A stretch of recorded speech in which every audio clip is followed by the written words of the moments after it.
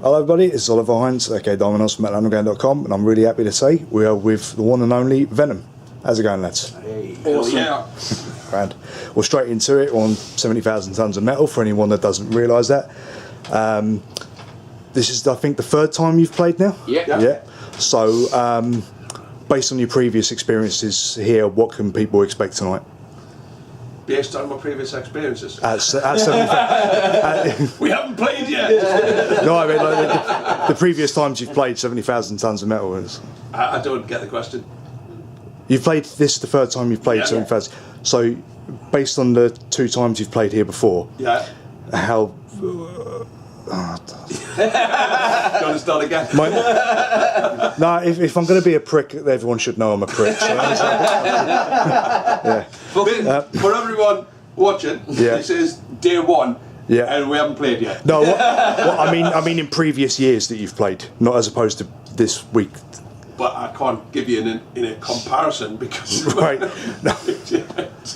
If it's anything like the last 2 times, it will be fucking awesome. What are we expecting? What's I expecting? That's basically the question. Yes.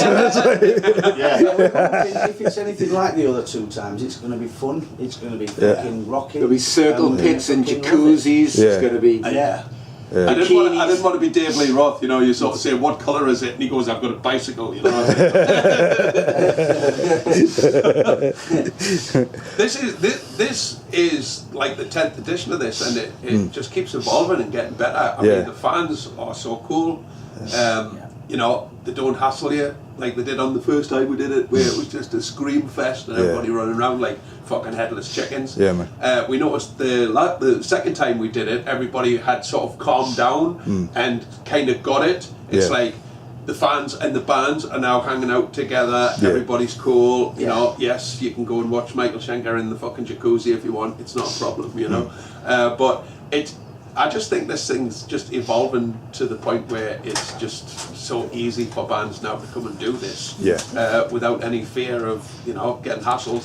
And we can do our job. The fans can get a great experience out of it. You can hear by all the different accents. People are from all over the world here. You know, and I can't imagine, you know, it's any less expensive than going to a fucking big festival nowadays, you know. So you look at the fucking prices of them. just less muddy. At least you're not going to get more to do. Nobody's pissing up your legs in the field in Germany. I think, like you say as well, everyone's kind of realised that you're all basically on holiday together, so you don't want to be. Moving on to something that's probably a lot easier to phrase as a question. Obviously, you're still promoting Storm the Gates now, that's come out of the arse end of 2018. So far, all the reviews I've seen of that have been great, and what I've heard has been great, and I really liked From the Depths as well, so from the very depths I should say, so it was a really cool... we call it depths as well. Oh, okay. So it was a really natural succession, I thought, as well. So, no, you're welcome.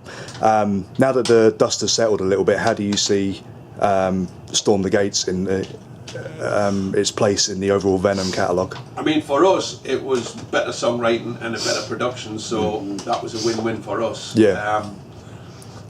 Because we are a band who play together and write together, and we want to also evolve together. This is now, we're into our 11th year with this lineup, which for me is just epic. It's brilliant to be working with people who get this and are more like-minded and get the concept of black metal. You know, all ideas are good ideas, get them on the table. A good song is a good song. It isn't necessarily a good song just because it's about a particular subject, or a bad song for the same reasons. And you know, we actually end up writing more than we use. We have daft jam sessions where we just go in to the studio and just spot about, and you'll be amazed at some of the stuff that comes out. And for a band like Venom, who you wouldn't expect to be able to jam like that, you know, it's brilliant rock and roll. You know, we're talking about maybe releasing some of this. Some of it's really like wacky fucking. We just go off on a tangent. And it's for ages as well. It's not like doing like a couple of minutes and then that. And sometimes there's like hours worth of just music, just pushing. And sort of sitting and trolling through it all. It's like you're like, okay, that's not so good. And then it's like, oh, fucking hell, listen to that. We're turned into the Grateful Dead. It's like, have a 4-hour gig. Take that little snippet and we'll do something with that. And you know, and we've come up with some fucking cool songs just through these little well, should I say, very long jams that come out fucking great. And we love pushing the boundaries, you know what I mean? It's like every album, it's like, you know, the confidence levels just go up, and we have no fear of what we're doing, you know? Yeah. We know, because the three of us are so fucking into it, when there's something good, you know, and it's all about the quality, not the quantity. So, man. It still excites us, you know. We're not jaded, we love what we do, you know. We'll come off, we'll finish, like when we're coming up with new ideas, we'll stop and we're giggling kids again. It's like, fucking hell, listen to that. Whoa, you know, I think the thing is, for me, it's kind of came full circle because there is no kind of politics in Venom, and there never should have ever been any politics in Venom. You know, this is a band that, you know, I kind of started with the idea of just breaking some rules and bringing some other ideas together that other people maybe hadn't thought of, like bringing a punk element into the kind of rock and roll thing. To me, metal was getting lame. When I first left school and was growing my hair, everybody told me that this was all finished. Rolling Stones were dead, Deep Purple were dead, everybody's gone. What, you know, why are you into this music? You know, even trying to convince the people at the studio that I worked for, you know, that, you know, rock and roll's not dead. You know, metal's like a thing. You know, it's like, no, you know, it took the likes of Iron Maiden getting in the charts for their first single for people to start realizing that there was still legs in this music. You know, but people would not have been happy if it had have stayed on the road it was on, because there was nothing new coming out. All of the, I don't want to put any bands names forward, but a lot of the bands that were coming out at the end of the 70s and early 80s were very much like the bands that had come before. You know, and it needed an injection, it needed something new, and I think, you know, bringing the punk element into the metal, I think, was the catalyst, you know. Which sort of sparked other people to create the other ideas that progressed it to the point it's at now. Because it's massive now, you know. There's so much metal in the world. It's just glorious. And it pushed the aggression and the attitude, because you know, growing up in the 70s, it just rock music was getting bloated, weren't it? It was getting bloated. It was getting silly. It was getting. Do you know what I mean? The songs were getting far too long and all that, and it just needed some. It needed the aggression and the DIY of the punk thing. Just that fucking spark, the youth. The snot and the spit.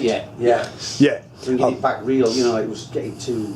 Because to me, the Americans weren't saving it, because what they were doing with the glam rock, you know, the early sort of, you know, Motley Crue and Rat and this, that, and the other. That to me wasn't metal. You know, metal's always been something that sort of tears your face off, and you know, I sort of wanted to bring that back. And for me, punk was so short-lived. I was still at school when the Pistols came out and the Damned, and you know, I loved all that shit. You know, and it was gone like that, fucking in an instant. It was gone, you know. And I was like, shit the bed. And being able to put that into the rock, into the metal, was just good fun. Nothing else, just fucking good fun. And you know, we didn't have any ideas of how long it was going to go. It was just a lot of the other bands like didn't see what we were doing. The bands that were around at the time, they had already established themselves, the rock bands. I think they were just scared. You know, safe, like you say, there was certain bands you're working with that would like, oh, I want this sound like Led Zeppelin had, or this. So it's important to be different, but at the same time, it's important to be good, and that's why Venom stayed and been as influential as it has. I think so. It's not because anyone can go, like, I'm going to fucking bang on this table and that's music, like, because it's different. It doesn't work like that. Well, I worked in the studio at first, and you know, bands would come in and they'd be like, I want my guitar to sound like this, and I want my vocals to sound like that, and it used to frustrate the shit out of me. Why don't you want to sound like you? You know, why don't you just want to see what comes out of you? You know, because that's what the Stones did, and that's what the Beatles did, and that's what the Who did. They had nobody to kind of rely on for their sound. They just had to bash it out, and it would sound however they made it sound. And that's why it was so original and awesome. And I'm like, copycats came. Until people start switching off, looking for other people to give them ideas, and start just coming up with their own. You see, look, we live in a world, in a culture where we don't like change. You know, we don't like new stuff. We like the safety of what we already know. And so, any new band that comes out with a new idea, everyone's going to say, oh shit. It's automatic. you've just got to have the staying power to believe in what you're doing. Yeah. And you know, fortunately, Venom did. We just stuck a middle finger up, like we're having a fucking blast, and I'm going to fuck what you think. Yeah. You know, and that's what saw us through all that. You know, and helped us get the longevity behind it. Yeah, and beyond that, again, not to name any names or to bury anybody, but most of those bands, after 2, maybe 3 albums, they were gone. Absolutely. You know, and then they come back years later with one original member or something like that. There's only one Deep Purple, there's only one Led Zeppelin, Yeah. there's only one Rolling Stones. Right. You know, we don't want duplicates, we want new. Yeah. And that's why I hate pop music so much, like the kind of X Factor thing, because they're looking for another Whitney or another Robbie, and it's like, for fuck's sake, you know. At least with metal, you want the next new thing. You want, you know, it's a bit like when, you know, Pantera came out, everybody was like, yay, you know, because it was like, you know, it was like metal right back to the basics, right back to the core of metal, but didn't sound like Venom, didn't sound like Metallica, didn't sound like Slayer, you know, but it was metal, and it was like another fucking string to the bow, you know. Yeah, I mean, again, using Pantera as an example, Dimebag having the British Steel shirt on, but it sounded piss all like Judas Priest, you know. Moving on a little bit, next year marks the 40th anniversary of the debut, Welcome to Hell. Are there any plans to celebrate that as such, or was just missed it, mate? That was last year.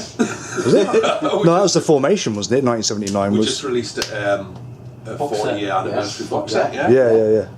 Just a couple of months ago. Available at all good shops. Yes. The thing is, I think they were basing it on the you're right, the band. Yeah. But they're still up in the air about when that actually was, because you know, we actually had Venom before we released any records, so you know, they still haven't sort of put that down to a day and a day, you know. I'm just leaving it into, you know, the ages of time. Mystery. Yeah. It's you know, it's like all these like metal documentaries with all these facts about metal. It's like it makes me laugh.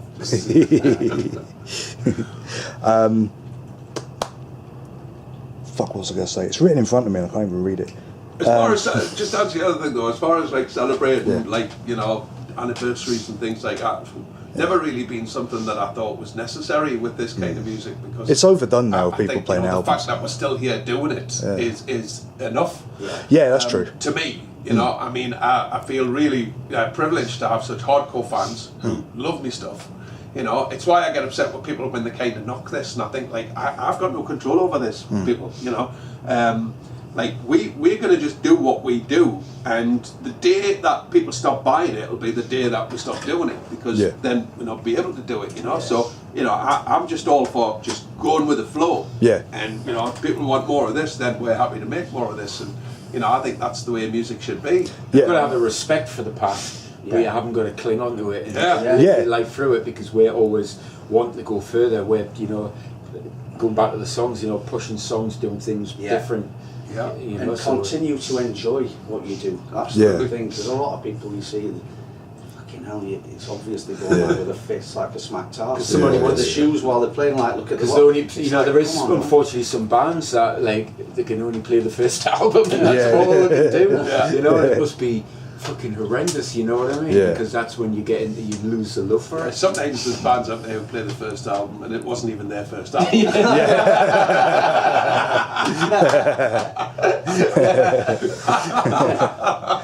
Or even Napalm Death, they can't do that because there's no members from the first album on there. You know, so maybe what we should do is just play another band's first album.